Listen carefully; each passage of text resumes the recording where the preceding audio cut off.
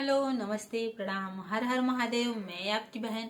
बिंदु मौर्य, जिला सोनभद्र से स्वागत करती हूँ अपने यूट्यूब चैनल एवं फेसबुक पेज पे आप सभी दर्शकों का। तो आज मैं एक छोटा सा और बहुत ही प्यारा एक जिला जौनपुर के बहुत ही अच्छे कलाकार हैं गायक गोरख यादव भैया जी को मैं सबसे पहले तो प्रणाम करती हूँ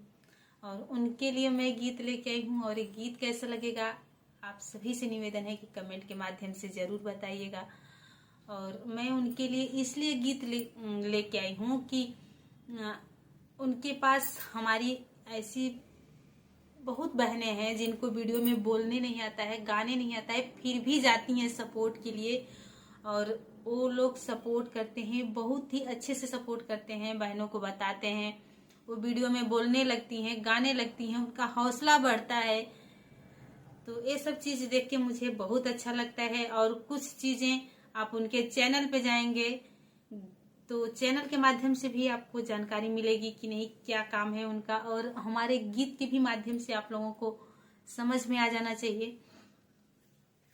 तो मुझे तो बहुत अच्छा लगता है और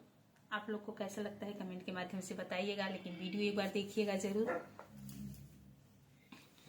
कि लागे के करो ना नजर हरदम रहा खुशहाल, कि लागे के करो ना नजर हरदम रहा खुशहाल, के जिया जिया हो गोरख भैया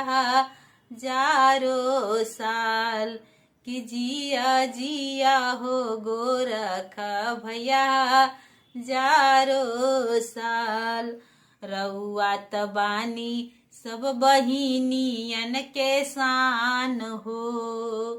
रउआ तबानी सब बहिनियन के शान हो, गरीब या दुखियन के करीले रक्तदान हो, रउआ तबानी सब बहिनियन के शान हो, गरीब या दुखियन के करीले रक्तदान हो, कि कबो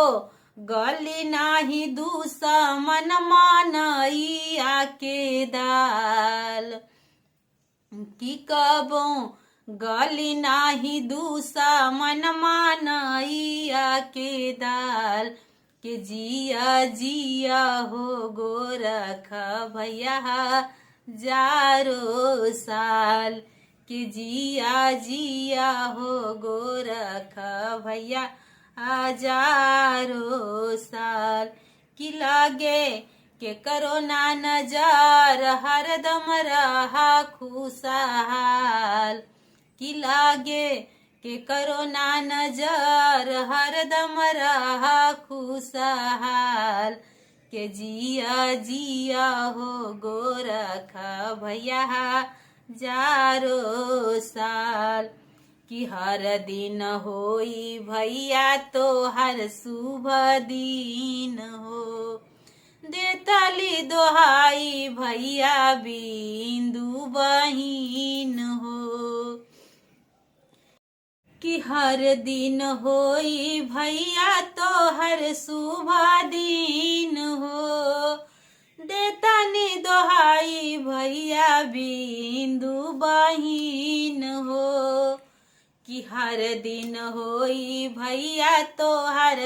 शुभ दिन हो, देतनी दोहाई भैया बिंदु बहिन हो, कि हरदम दुनिया में आशा ही ठोकत रहा ताल, कि हरदम दुनिया में आशा ही ठोकत रहा ताल, के जिया जिया हो गोरख भैया जारो साल, के जिया जिया हो